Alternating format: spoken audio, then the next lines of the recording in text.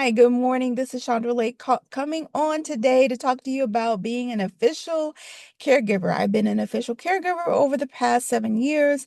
Actually, this past month, I have finished my seventh accounting report. And so I thought it'd be a great idea to just kind of start this channel to give support to those who are in similar situations as myself. And also to kind of, feel through, examples, questions, things that I've been through, things that you're going through, that we can support one another on.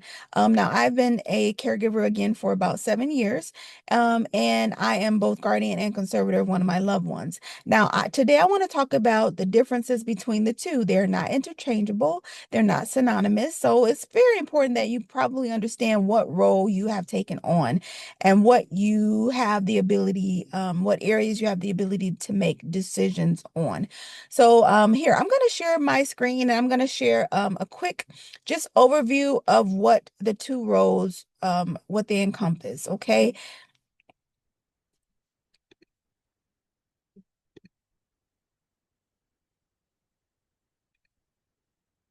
Okay.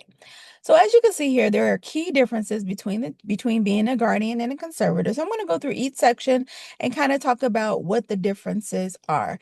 Again, a disclaimer, I am not a family lawyer. I'm not a lawyer.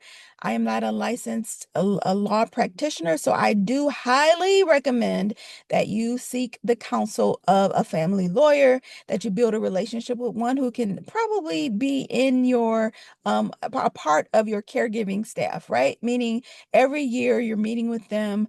If you have questions, you're calling them. It's a great opportunity for you to get some legal counsel. They can direct you in the right way to go when certain circumstances come up. I do suggest that. I love our lawyer. He's been our lawyer, our family lawyer for a long time.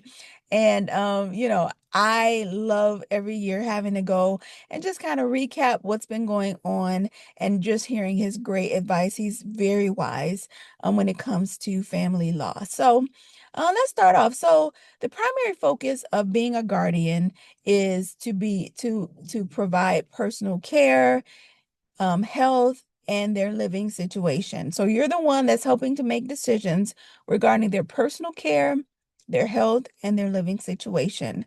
For a conservator, the primary focus is financial affairs or property management. So you're basically dealing with fiscal situations when it comes to being a conservator.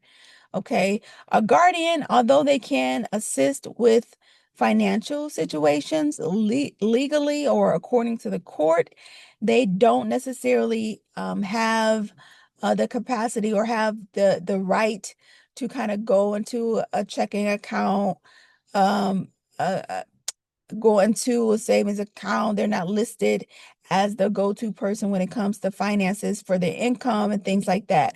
When you are a conservator,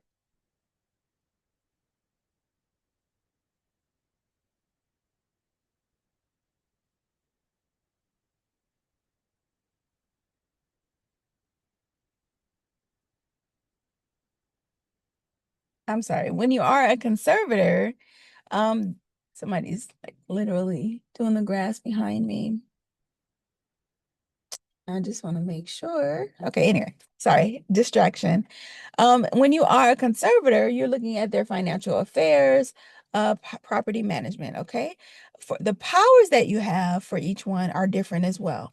For a guardian, you make healthcare and living decisions, okay? Anything that has to do with healthcare and living decisions you're making. When it comes to the conservator, it's manage income, pay bills, handle assets.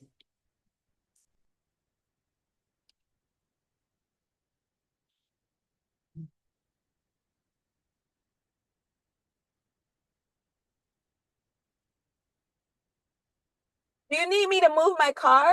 Oh, I'm sorry. Yeah, I was just getting that little grass. I'm done. Okay. I'm sorry. All right.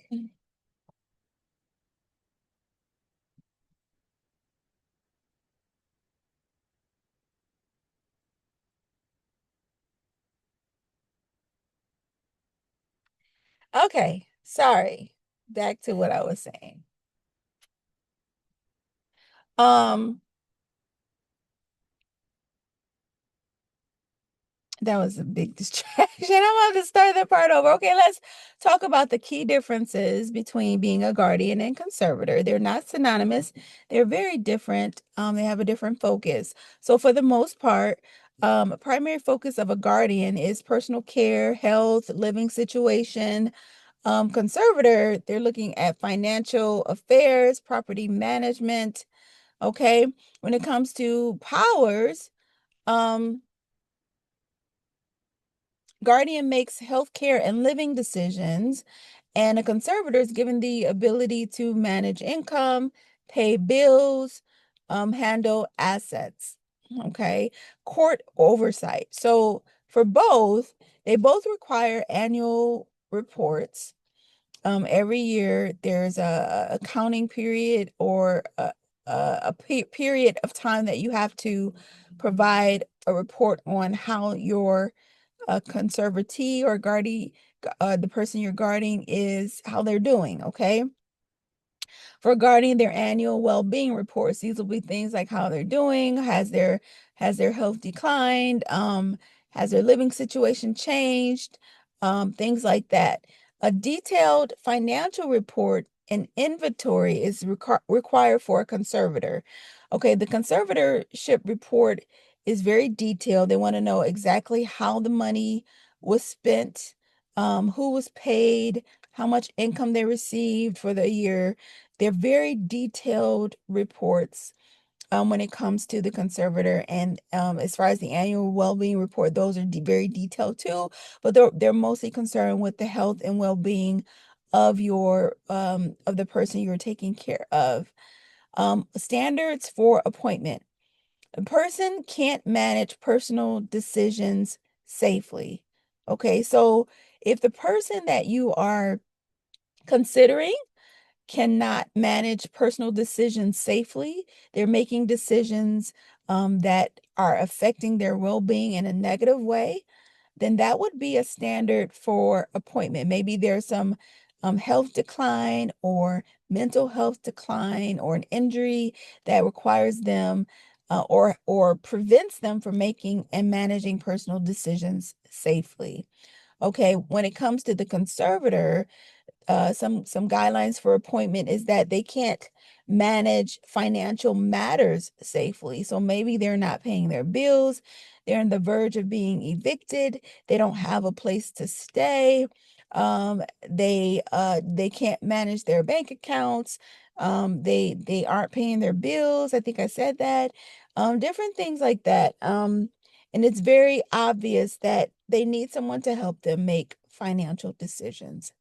There are alternatives, and I mentioned the other day that most times the bank wants the less restrictive way to start, but in some cases, these less restrictive ways may not work depending on the person. So some alternatives are a healthcare power of attorney or supported decision making. And for a conservator, it's financial power of attorney, trusts, or representative payee. So representative payee would be like if there is a government payout, then you would be the person that receives the funds that goes into the account for your loved one. Trust can be set up as well, or financial power of attorney. And again, like these only will work if the person your loved one is in favor or in agreement with you being that point person for their life. Okay, if this has to be forced, then most likely these alternatives will not work. Can there be dual roles? So, yes, again, I am a guardian and a conservator for the same person. You can be both. The accounting period and the well-being report are different. You still have to submit two different reports every year, but you can operate in each capacity for that person. So, when does it end? These things end when the capacity is restored. Okay, there's a death or court termination. Okay. That's for guardian. For conservator, it ends when capacity is restored, the assets are exhausted, or there's a court termination. Okay, so these are key differences between the two. And you can operate in the role of both for one particular person. So I hope this was helpful. There's, some overlap, and then again, there's some things that are very distinguished. Again, I'm Chandra. If you have any questions, again, I'm not a licensed family lawyer or lawyer at all, and I suggest and recommend that you seek the counsel of a legal professional. But I am here to support and help share with you what my journey has been when it comes to being an official guardian and conservator. And I say official because that means that you're recognized by the court. You're the go-to person when it comes to this person's life. All right, that ends my day. I hope you have a wonderful day and remain prosperous and in good health. And I pray that you're supported in every way when it comes to your loved one. Have a great day.